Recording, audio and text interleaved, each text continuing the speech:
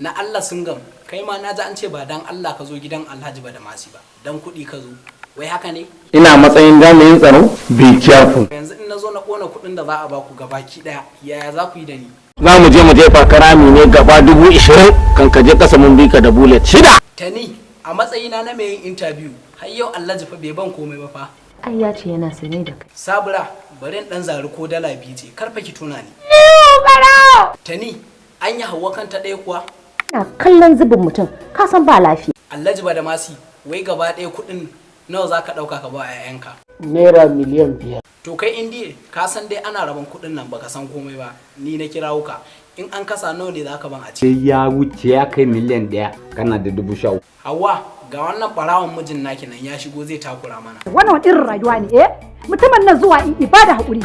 dan kwambo na ji daɗin wannan kiran da kai nawa gashi yanzu an ce za a bani miliyan 5 fitar da an gama wannan magana za ka fitar da ni fa kar ka damu baka da wata matsala in dai har an bani zan ɗau 13,000 in baka 13,000. Tani ni fa ina da magana da ke akan wannan mijin naki Menene kuma? ba komai wallahi gani na in yana cin abinci sai ka ce wata akuya Me na haɗa mijina da dabbobi?